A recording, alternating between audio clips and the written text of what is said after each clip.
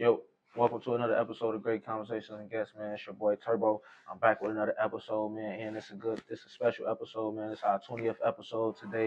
You feel me? We've been holding it down. You feel me? Y'all been rocking with us, been holding it down for the viewers. Big shouts out to y'all. You feel me? We're gonna get into some NBA talk, some college football talk, and some NFL talk. Make sure y'all like, comment, and subscribe. You already know, man. We're gonna dive right into it. So make sure y'all like, comment, and subscribe. So first thing first, man, we're gonna give a big shout out to the Ohio State Buckeyes. I know I doubted them the whole college playoffs, man. I thought they weren't gonna be able to do it, especially when they ran up against my Texas Longhorn. I definitely thought they weren't gonna be able to beat them, but they did. Then they took on Notre Dame in the college football playoffs. I mean, the national championship game. They really dominated them from the beginning to the end. Late in the game, Notre Dame tried to come back, but it was already really set in stone.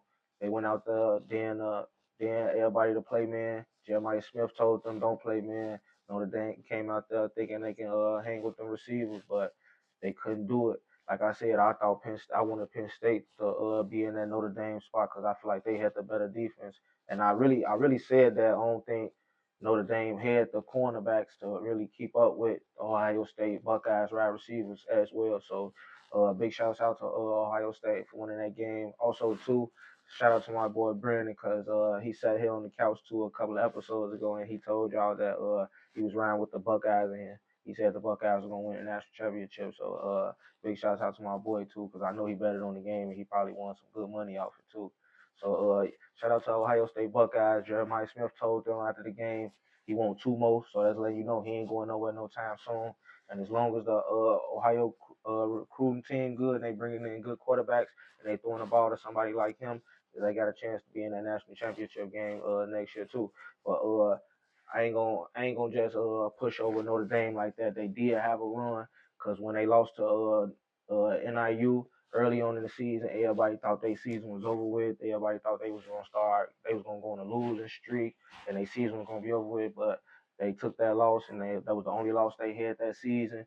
They went in the playoffs, dominated all the teams in the playoffs, made it to the national championship. And you feel me? They came up short, but they had a hell of a run. You feel me? So shout out to Notre Dame too. They probably can do some big things next season. I heard they got a couple of people returning, so we gonna see. They probably get a rematch. We never know. But leave a comment. Let me know what y'all think about the college football season overall this whole season. What you think about your team? The transfer portal been going crazy right now. Carson Beck going to the Miami Hurricanes. You feel me? So everything kind of going crazy right now in college football. And leave a comment. Let me know what y'all think about next season and what's gonna go on. So make sure y'all like, comment, subscribe. So next thing we're gonna dive into a little bit of NBA talk. So first thing first, man, I woke up the other day and I seen that Scottie Pippen was talking about Michael Jordan again. You feel me? I don't know why he be study going on Michael Jordan, but he said even if he wouldn't got drafted to the Bulls, he said he feel like he still would have got his 6 rings without Mike. So I think they said like he was projected to really go to like the Atlanta Hawks or something like that. So he would probably been playing with who Dominique Wilkins, right? Dominique Wilkins. So he said he probably would still got his 6. He don't know about Mike, but shit, he said he would have still been eating now. I know Pimpin was a real nice player. Don't get me wrong, lockdown defender. You feel me? He did what he did. He progressed over time, got his offensive game right. When Mike left, he did take the Bulls to the playoffs a couple of times. You feel me? He ain't never get them to the finals though. I remember the run he had with the Blazers just with that short period of time. He took the Blazers to I think almost to a Western Conference Finals. I think you feel me? Took the Blazers almost to. So like so if he did play with another dominant player like somebody like Dominique Wilkins, who was real athletic, real kind of good on the defensive side too, had a little offensive game to him. You feel me? Even though most people only remember him about dunks, he did have a little nice offensive game to him as well. They probably would have, cause Atlanta Hawks they end up getting one. They end up getting one, I think, did they? I don't think so. You think? I don't think so. I don't think they did, but shit, if they probably played together, they probably did, but you never know. But I just thought that was kind of funny that he said that because he just be going on Mike all the time, like saying Mike, he don't fuck with Mike, and Mike was never a good teammate, he was never a good player till he got there. But that's one thing I could say that I could agree on though, like Michael Jordan ain't win no rings until Scotty got there, and that's one thing he can definitely say for sure too. But before he got there, Michael Jordan ain't had no rings, and you could say like, so if he probably never played with Scottie Pippen, would Michael Jordan ever win rings, or will he ever still be considered who he is right now? But that's a topic for a whole another day. But let me know what y'all think about Scottie Pippen, what he said about that. Also, too, if y'all ain't heard about it, so Jimmy Butler got, well, y'all gonna be done heard about it, but Jimmy Butler got suspended the other 2 games, and he just came off a 7 game suspension not too long ago. You feel me? They say he got into it with Pat Riley, told him come down and playing 1-on-1 on the court or something like that. I heard. Now he just got suspended for another 2 games because he missed the flight. And he's supposed to be playing in one of the games tonight.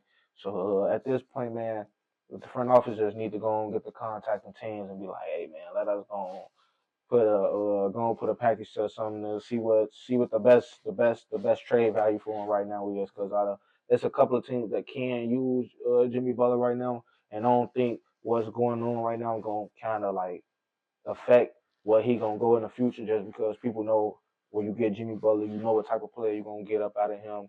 It's just you've been seeing him in the front office, and Pat Riley been going at it for a minute now. And at this point in time, I feel like they both just need to go on their separate ways, find him somewhere to go, and just part ways for with Miami right now. They got a good team. They trying to put together Tyler Hero, Bam Adebayo. They went and got Terry Rozier.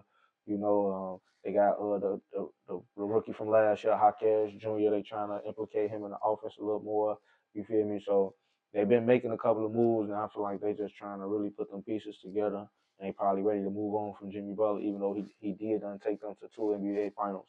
But I feel like Jimmy Butler can move on and help another team too. Somebody like the Hornets, play with Melo Ball over there with Miles Bridges, and they'll probably help that team. Probably not this season, or they can probably go on a late run this season, or probably next season. But it's a couple of places you could probably put Jimmy Butler right now.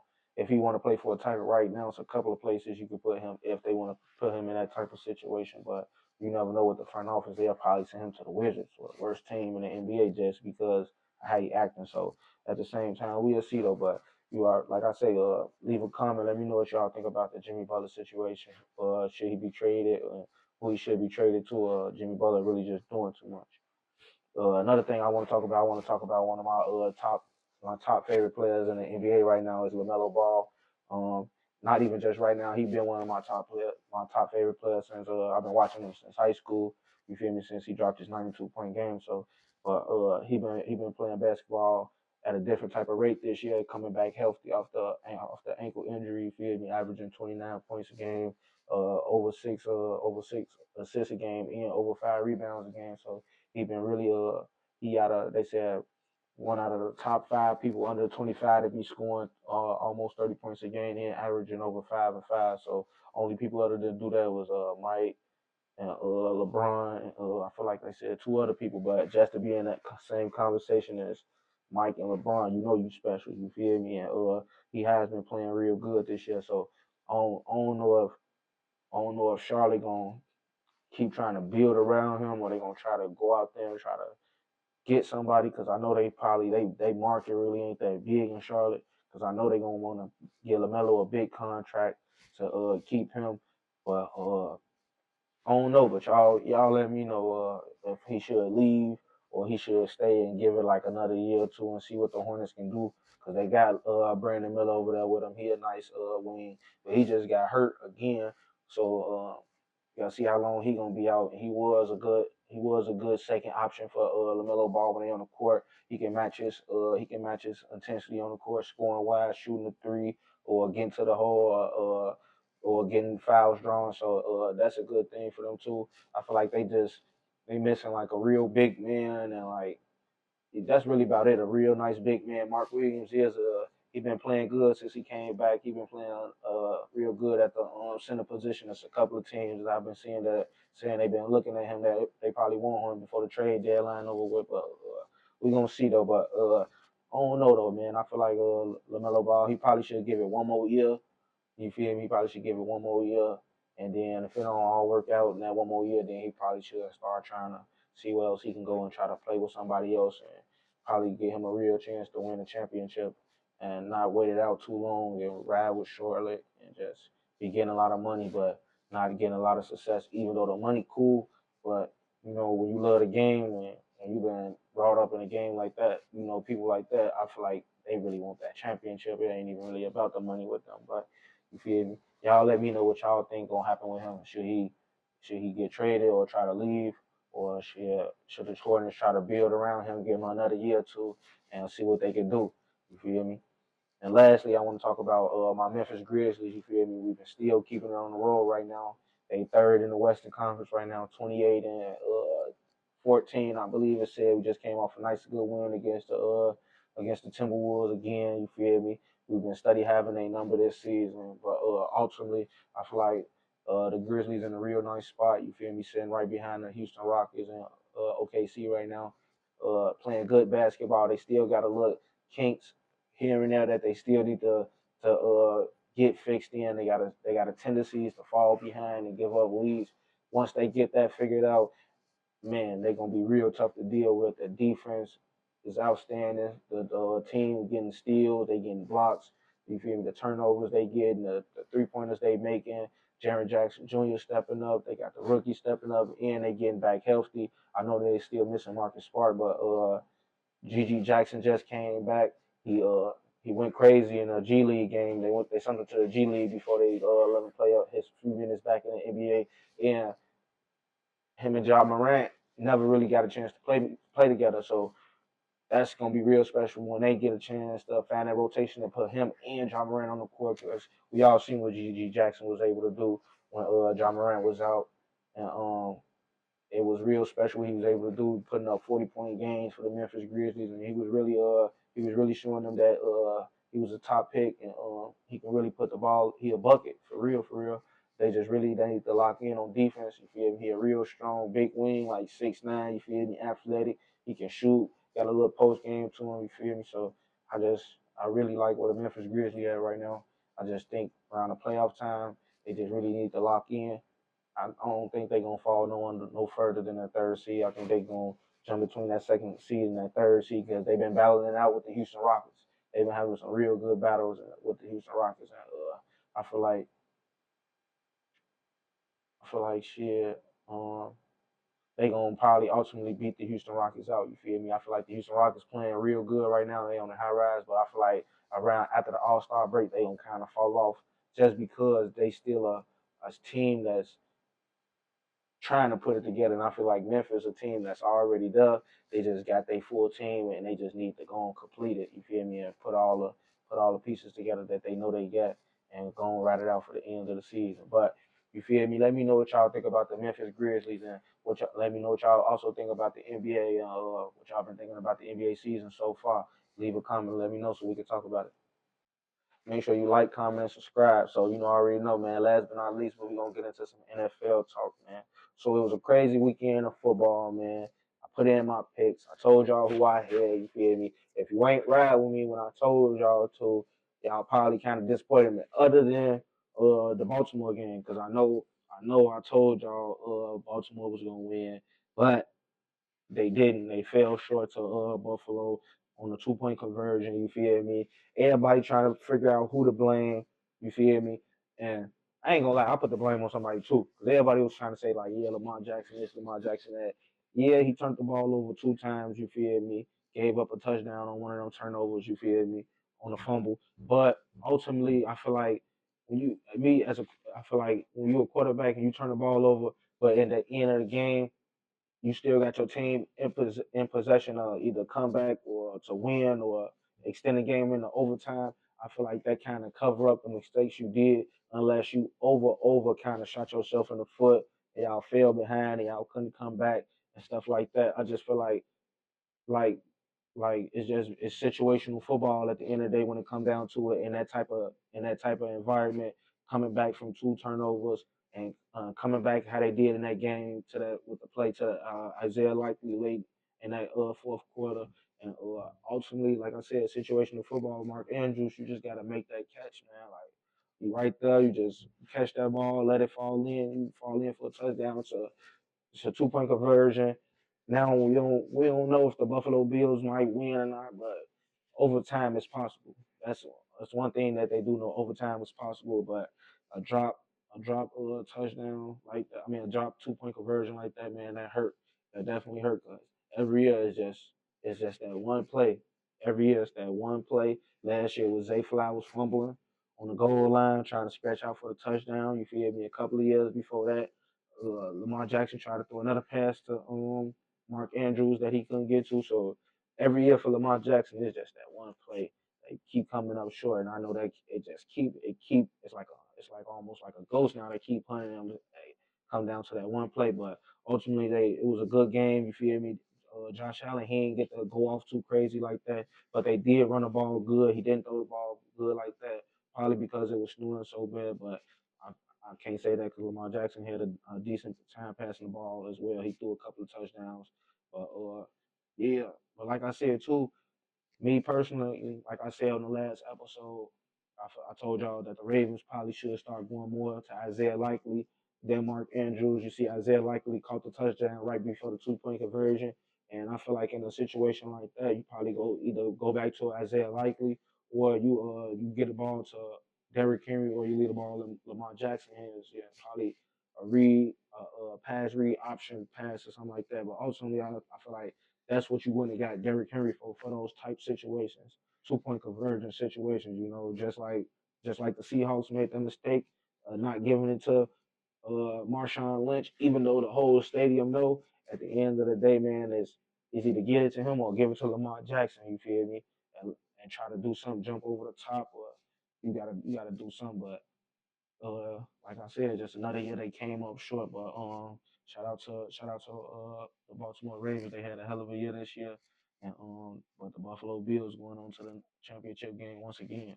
And even though Kansas City my team, I ain't trying to be biased or nothing. You feel me? But when you looking at the penalty and you slowing it down, when they had the picture right there, you clearly see the crown of his helmet make contact with Patrick Mahomes' helmet. And this Patrick Mahomes. You know who this is already. You feel me? Face of the league. Of course they're gonna call that penalty. And then on the second penalty, when he giving himself up, you see the corner make contact with the top of his helmet, leading with his helmet before they collide with his teammate. You feel me? So like I said, you know what this is. It's Patrick Mahomes. Of course they're gonna call that penalty. So like I said, it all comes down to situational football. In situation like that, there's as the Texans, y'all undisciplined because y'all like y'all said, oh y'all knew it was y'all versus everybody.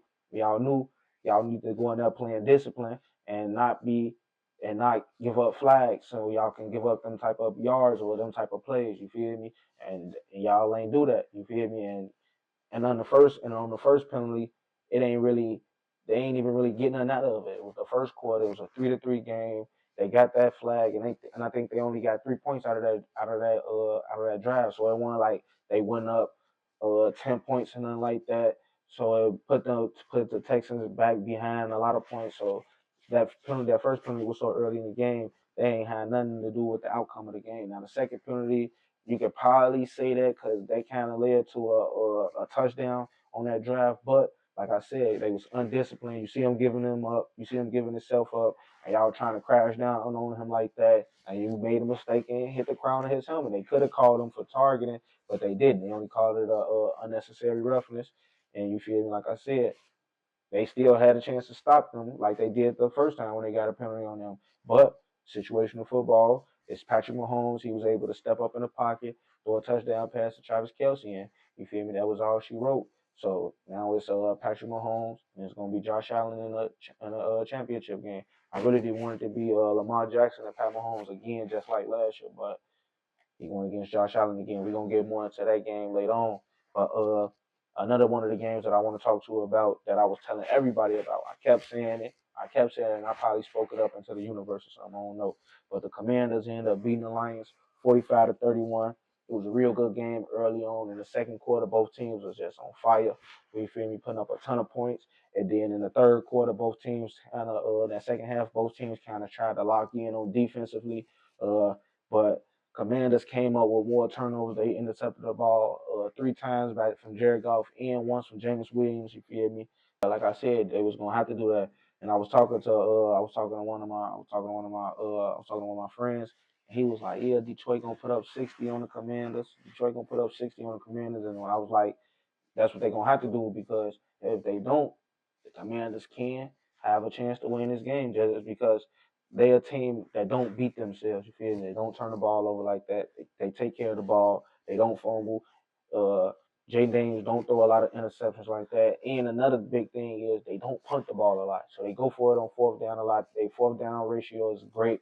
You feel me? In that game against Tampa, they needed to get the ball. They needed to get a first down on fourth down. Jay Daniels was able to do that, and they was able to come out with a win.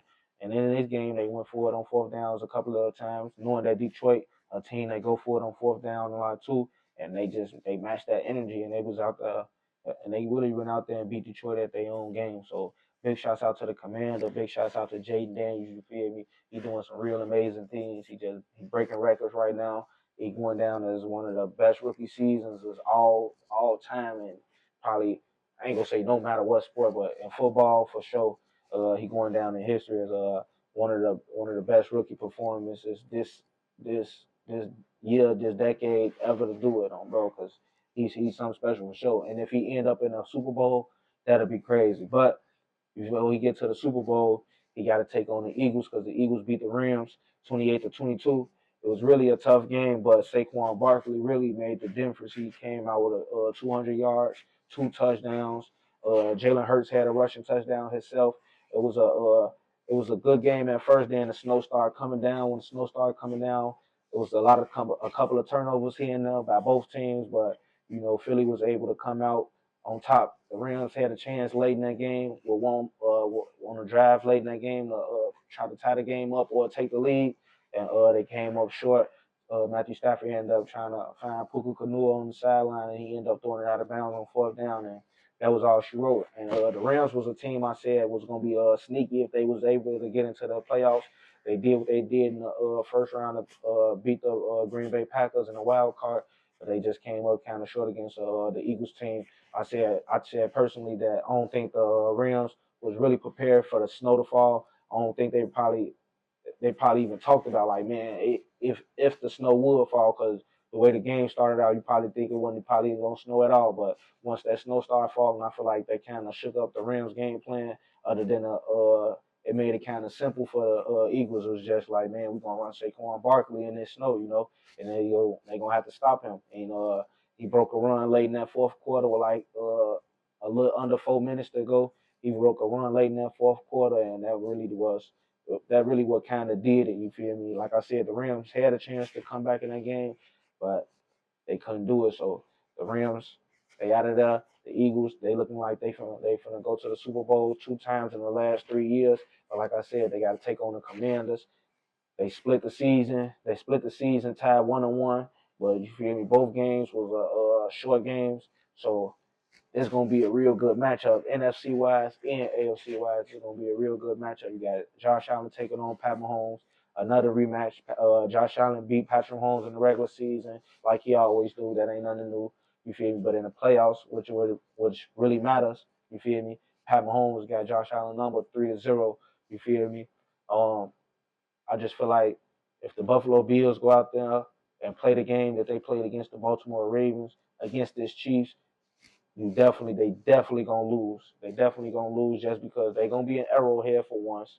And like I said, championship teams, like they just play different ball. They know how not to lose. You feel me? If that makes sense. Just like the Patriots, that's how the Patriots was great all them years.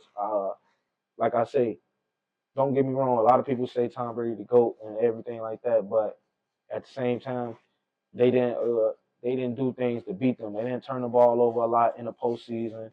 They didn't shoot themselves in the foot. Even if when they did fall behind in the postseason, the Kansas City Chiefs was able to Pat Mahomes was able to make plays, bring his team back. That defense will start locking in, make plays to stop teams so the offense can get it going and get back in the game. So I just feel like Josh Allen only passed for 127 yards in that game against Baltimore. If he only passed for 127 yards against the Chiefs, I feel like they're going to be already down 21-0 if that's the case. But I can't say that because James Cook been running the ball good. Josh Allen been running the ball good. So I feel like that's what it's really going to come down to. It's going to come down to Josh Allen using his leg and how bad we're going to let James Cook beat us. You feel me? Because like I said, James Cook been running the ball good. He ended the season with 19 rushing touchdowns. You feel me? Past O.J. Simpson record. So you know they gonna run the ball with James Cook. He been running the ball real good. The offensive line look real good. So I just feel like our front seven gotta just be physical and dominant up front. So Chris Jones, them they gotta bring it. Kurt Loftus, them gotta bring it. And I feel like that's what they gonna do. They gotta set up them disguises and them blicks the right way, and just don't get beat deep. Because I feel like ultimately that's what Josh Allen really trying to do to you. If he ain't gonna take off and run, he looking for that deep play. And as long as we don't let him beat us deep, then force him to run and keeping that spy on him, it's gonna be a tough assignment for sure, whoever that spy is. But I feel like the defense can definitely get it done. And I feel like DeAndre Hopkins, he had a real quiet game in that first game against the Houston Texans, you feel me? But at the same time, his presence was felt, and I feel like that's the reason why Travis Kelce was able to have a big game the way he had. But I feel like this game against Buffalo, everybody gonna get some love. I feel like Pat Mahomes gonna spread the love around. I feel like DeAndre Hopkins is gonna get some love.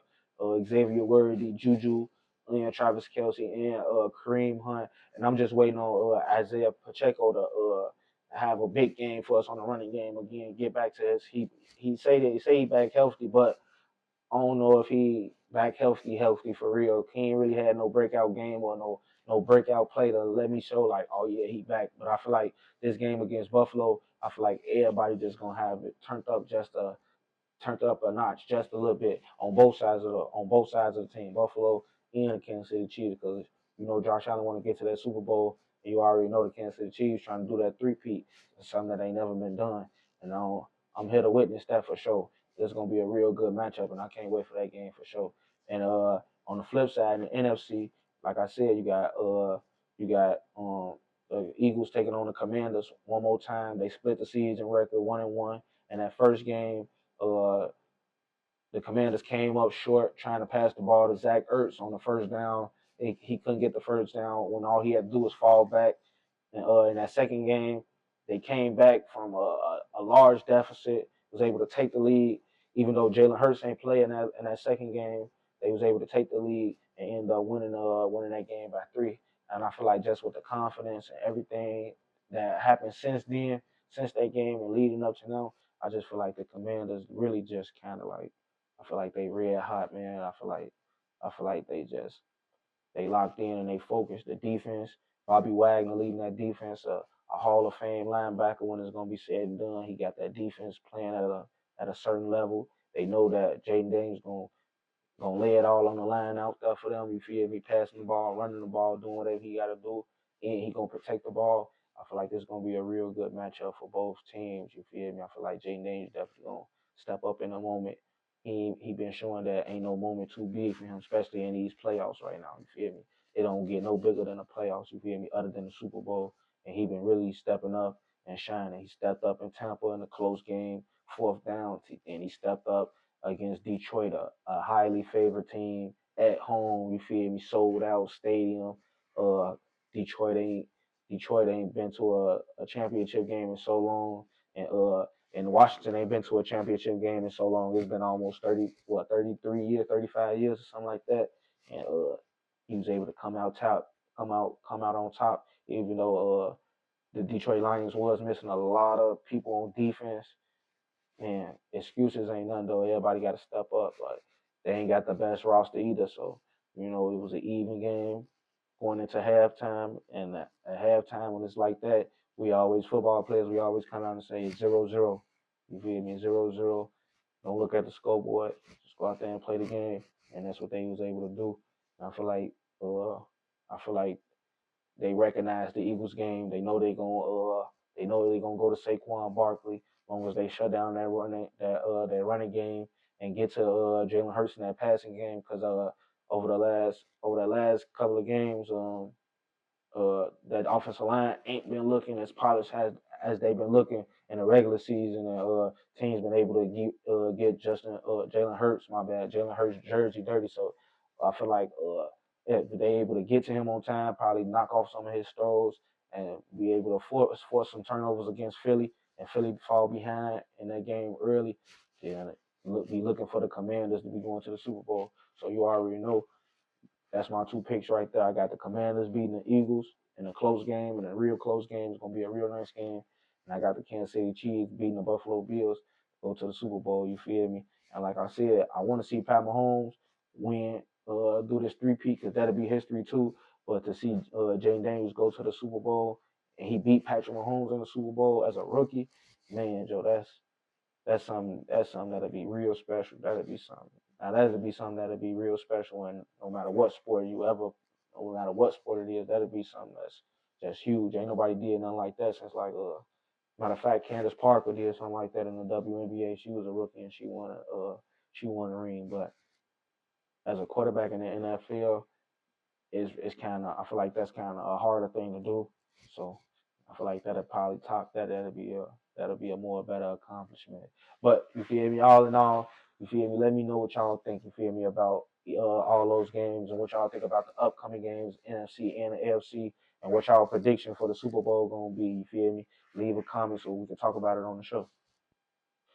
But you already know, man, this was another episode of Great Conversation and Guests with your boy Turbo. Remember to add me on Instagram at DMG Turbo. For y'all to get Facebook, add me on Facebook at John Morant. You feel me? Make sure y'all add my boy behind the lens, TJ, on Instagram at Taj_Miller. And you already know, y'all keep fucking with the show. We gonna keep dropping.